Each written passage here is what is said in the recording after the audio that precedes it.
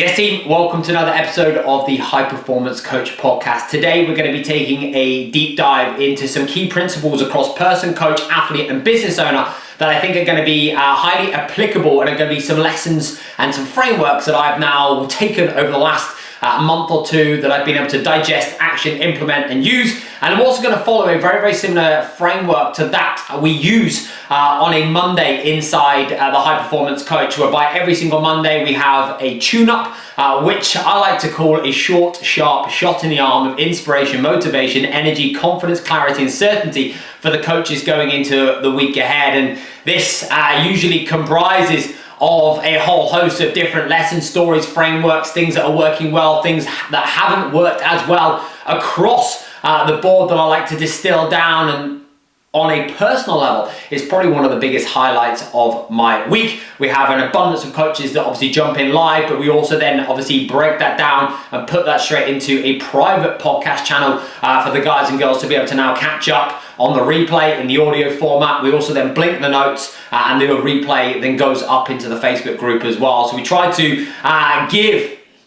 our coaches as much opportunity for them to be able to listen to it, watch it and or read it in as many forms as possible that's going to be most appropriate for them. So I'm going to use a very, very similar format today, and I'm interested and excited to see how you find it and to see how we go. So if we now look at the personal side of things, one question that I now want to be able to ask you is, right now, are you currently treating yourself like $1 million racehorse? Now, this was something that I took from Joe Polish on an Instagram post that he did a little while ago.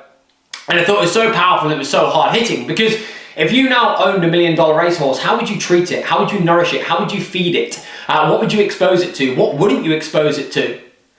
And right now, would you stack the odds and would you place your bets on that racehorse based upon the way in which it was treated, looked after, the way in which it was currently performing, the way in which it was currently training, etc.? Or right now, would you actually not place your bets and would you actually not stack the odds in their favor, because you know that actually they've not been looking after the machine. They've not been looking after the very thing that people are now going to be believing and, of course, placing their hard money into. And this is now going to be exactly the same for you as a coach. You are that $1 million racehorse. You are the very thing that people are believing in, buying from, investing in, supporting and looking up to. And ultimately, it's now going to come back down to how are you now treating, serving, nourishing, training, recovering, fueling, and looking after. What are you exposing yourself to? What are you not exposing yourself to?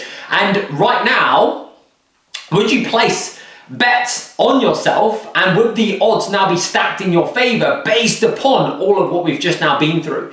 And it's also the power for you to now be able to have the blinkers on. Not for you to be able to worry, think and or watch what anybody else is now doing, but have you now got the ability to be able to put those blinkers on and stay centered and focused around what you now know that you need to do in order for you to now be able to bring and be at your absolute very, very, very best.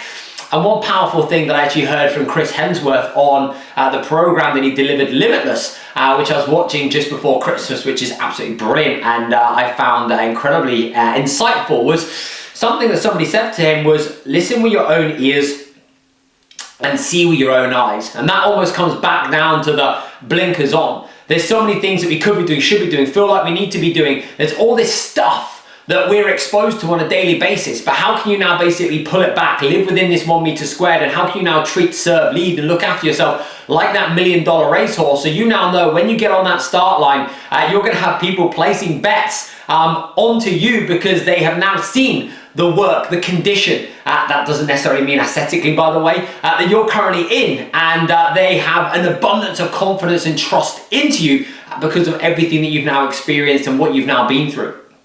Lesson number 2.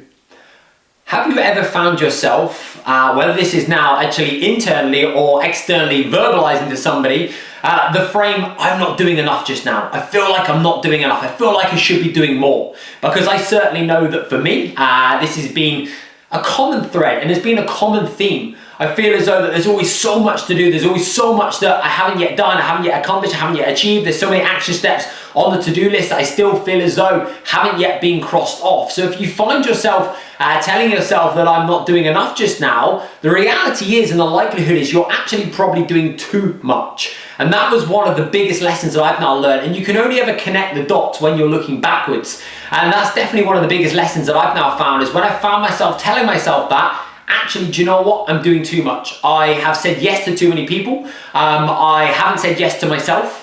And I've actually probably lowered my boundaries and my barriers. I have created a heightened degree of expectation.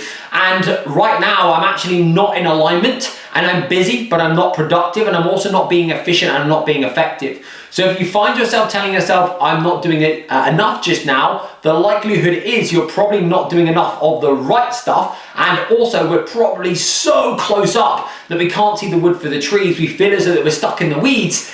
And that in itself is then stopping you and inhibiting you from you being able to think clearly and operate and perform from a greater place of clarity. So every single time I now find myself telling myself I'm not doing enough just now, that is my cue for me to be able to recognize and realize and appreciate that I actually now need to pull back. I need to create some space, and I need to then gain clarity around, well, okay, where's my energy been? Where have my intentions been? And actually, what now requires my attention, and what do I now need to do in order for me to now be able to get back zoned in, locked in, and now operating in alignment? Because simple scales, fancy fails, as Alex Hormozi would say.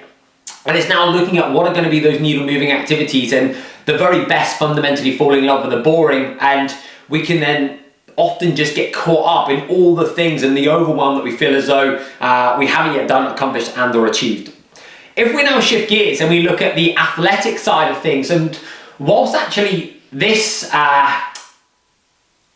lesson frame that I'm now going to share doesn't necessarily just align to the athletic proponent, I thought that this would probably tie in quite nicely. And that is the frame, your impact will never be greater than your personal story. And this was something that I have extracted a few weeks ago when I was reading a book, and I thought it was so incredibly insightful and powerful. And again, when I actually now take the opportunity to actually now reflect and look back at my own personal lessons, my stories, my experiences, what I've been through, now why I do what I do, the ability to now be able to coach, guide, and lead from a space and a place of authenticity, because I've been in certain people's shoes. It's actually now allowed me to realize that absolutely, my impact will never be greater than my personal story. And in order for me to now be able to progress and grow and develop and move forwards, and in order for me to be able to coach, guide, and lead, and for me to be able to now connect on an even higher level, I need to be able to actually just put the phone away, take a step back from the laptop, and actually go and do the stuff. I need to be able to go and do the work. I need to be able to go and learn and have these experiences and face these challenges and have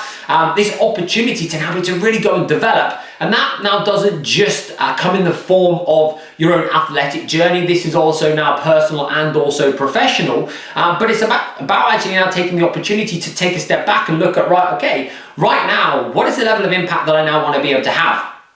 And with respect to where I am at this present moment in time, how much stuff do I now have that backs up that I'm now the person that can coach, guide, lead, connect with these individuals who now want to be able to accomplish and achieve A, B, and C, whatever that now might potentially be. So your impact will never be greater than your personal story. And once again, you are the $1 million racehorse, you are the brand, you are the business, and you're the very thing that's now going to gravitate and radiate people towards you, and that is your uniqueness. So now recognizing that you just can't hang your hat on previous experiences, but it's going to be the ability to be able to continue to challenge and look at, how am I learning, how am I growing, how am I building, how am I developing, and then how can I start to break this down, and how can I then start to apply that to key lessons that I'm now going to be able to coach and guide moving forwards. Let's shift gears again. Let's now look at the coaching side of things.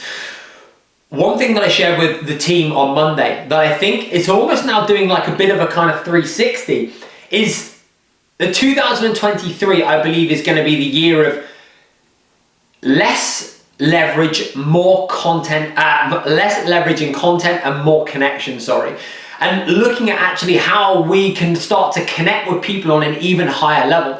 We now know that it's always going to be that human first approach, the person-centered coaching process that I now believe will be the very thing that actually now creates more buy-in, creates more know, like, love and trust, builds more connection, and as a byproduct will actually now create a greater relationship from which you're now going to be able to get better results from.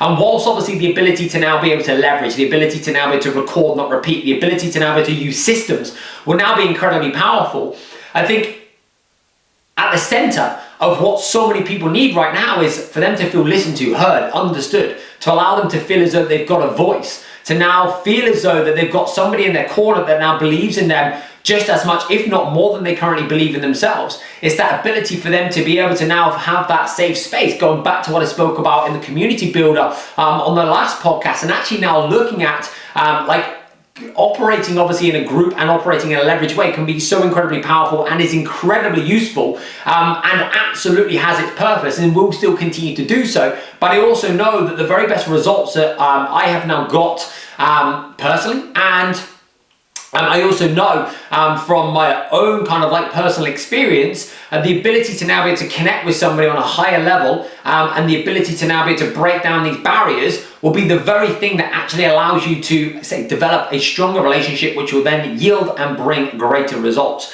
So think less content and less leverage, and think, how can I now connect on a higher level? And perfect little thing for you to be able to think about is if every single one of your current clients referred or recommended a friend to join your coaching company,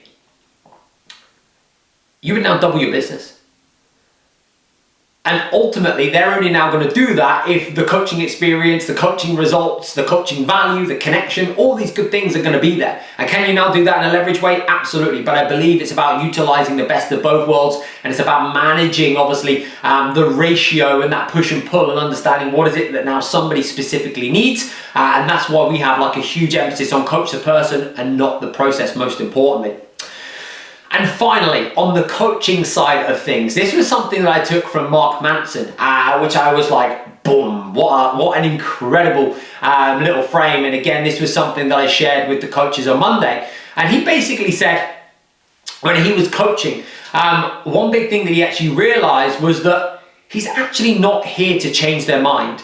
He's simply there to plant seeds. And the perfect example that I now used is if I now look back to when I was a kid, even potentially now, my granddad, my grandparents, or my parents basically said something to me. And I'm like, yeah, no, I'm not ready to listen to that yet. Yeah, I'm not ready to take on that bit of advice. I hear what you're saying, but I'm actually not ready to do that. And then 3, 6, 12, 2 years down the line, I'm like, they were right. And it's that little thing that's just now been cultivating, but I just wasn't ready to hear it at that moment in time. And coaching can feel very, very much the same, whereby you can say certain things, but people aren't now ready to necessarily change. People aren't necessarily ready to hear things. And I think sometimes we can get frustrated, and I will talk just from my own personal experience, that it can feel difficult because you know how you want to be able to help somebody, you know how you want to be able to coach and guide and the solutions to their problems, but they've most importantly also got to be ready. And actually there's a degree of frustration that you can now have, and there's this weight that you now carry because you feel responsible, because you want that person to get results so badly.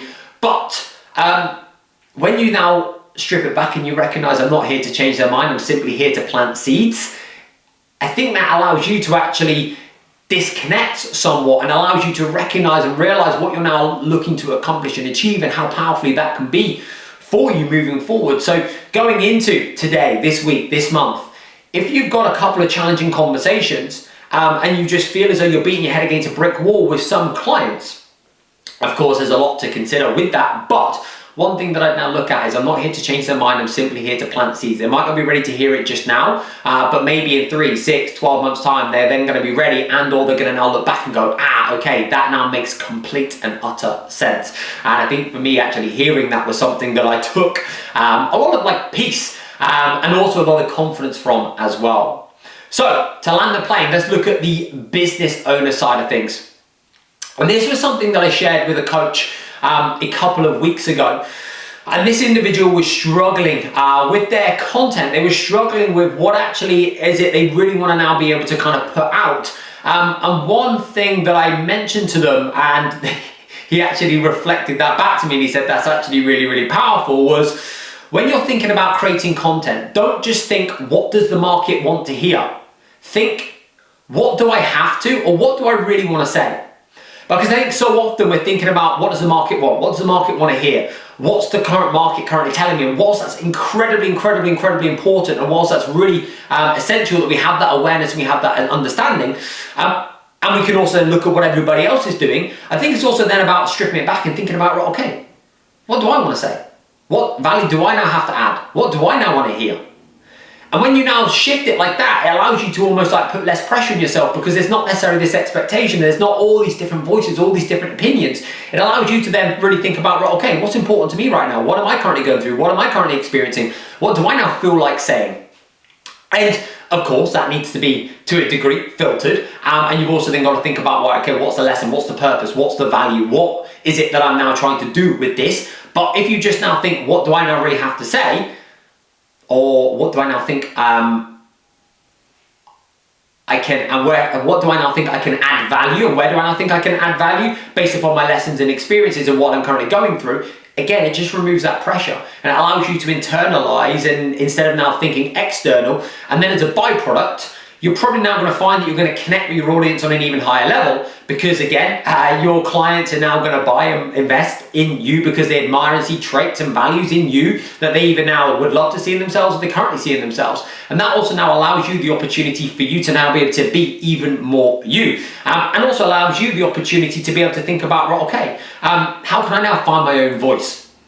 Which I believe and feel as though is incredibly powerful, because ultimately everybody is saying the same things. Everybody has now got access to the same level of information. So your uniqueness, your ability to now be able to own your own blue ocean, your ability to now be able to become an authority in the marketplace is now going to come down to you. And what you believe in, what you stand for, what you value, why you now do what you do, what's the big problem you're now trying to solve, why is that important to you, what have you been through, what have you experienced, and then how can you package, articulate, connect. And also, not only that, on an even more simple level, like, what do you enjoy doing, your hobbies, and even like the small little quirky things that can actually now connect you. That now might be the fact that you like peppermint tea, that's me, by the way. It might even be the fact that you now love spending time in nature with the dog, like whatever it now might potentially be. Like, these small little things will allow you to start a conversation, will create connection. And again, that's the very foundation from which everything can be built upon. So I hope you've been able to take some value from today. Again, similar to how I would typically run a tune-up, and just giving you a little snippet into how that would typically run and what that would typically look like. And I always find that I enjoy running these massively. So if I enjoy it, I know that A, I'm going to be able to get something out of it. And I hope you've been able to take at least one piece of value that you're now going to be able to walk away. As always, if there is any coach that you now know needs to listen to this podcast because they have the power to be able to action and implement some of what's been shared, and that's going to benefit and allow them to impact and help even more people, then I would absolutely love for you to now be able to share the podcast. Because ultimately our infinite mission is to be able to make the industry a stronger, safer and better place by allowing coaches to be all they can be, allowing them to be the very best that they can possibly be. And if we can now do this through this format, then that will mean the absolute world to me. So whatever you're up to, have an incredible morning, afternoon and evening, and I look forward to catching up with you very, very soon.